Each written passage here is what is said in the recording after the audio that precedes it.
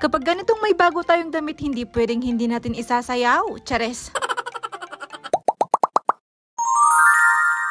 So ito na nga, tapos na naman nga ang panagbenga, kaya naman eto nga't babalik na naman ako sa aking realidad na bilang isang milyonaryang mami. Kaya naman eto nga't nag-uumpisa na naman ako sa aking milyonis na gawain. O wag na kayong magtanong sa pera dahil ito lang talaga yung milyonis ko sa mga gawain ko dito sa bahay. Kaya naman kung kagaya kita na maraming nga ding gawain, abay parehas lang tayo milyonarya sa gawaing bahay, ganon. Pero syempre manifesting magka-milyonis din tayo this year, diba? Ito nga't nag-uumpisa pa nga lang ako sa aking mga milyonis na gawain. Eto nga't meron na nga akong dumating na parcel. Ay siya, pang milyonaryang pantulog daw ito, kaya naman nag-check out nga ako. Paano ba naman kasing hindi pang milyonaryang pantulog to dahil nga 3-in-1 ay naapo.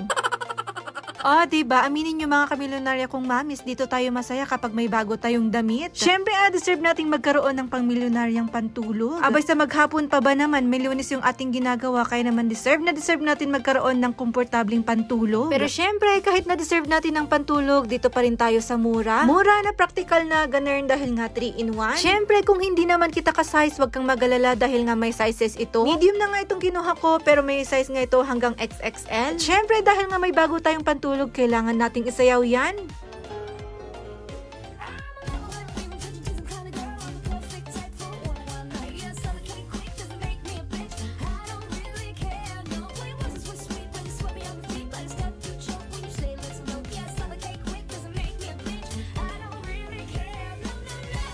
Diba? Akalain mo yun, naisayaw ko pa yan sa lagay na yan na masakit pa talaga yung lips ko dyan. Ay naapo, legit, ang sakit pa rin talaga yung lips ko dyan.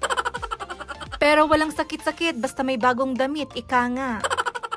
At syempre, hindi pwedeng puro sayaw-sayaw lang ako for today's video dahil nga milyones pa nga itong aking gawain. Ay napo, hindi na naman ako matatapos sa aking gawain kung puro na lang ako sayaw.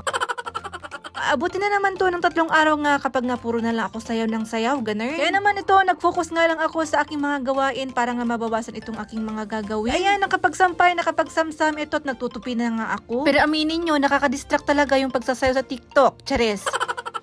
Pero sa totoo lang, nakaka-enjoy nga naman at nakakawala nga naman ng stress. At ito pa nga yung ibang gawain ko, ang paghuhugas ay naapo, nag-aantay na nga sila. Diba? Milyonarya talaga ako, milyonarya sa gawaing bahay. Pero syempre, hindi pa nga ako maghuhugas dahil nga kailangan ko na nga rin magpakain ng aking mga alaga. Ay naapo, tanghalian na rin ng oras na yan, kaya naman kailangan ko na nga rin magpakain. Syempre, pinagantay ko muna yung mga milyones kong mga hugasin, ganun.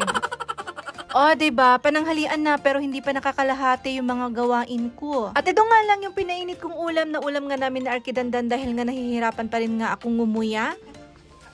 Okay. Yummy.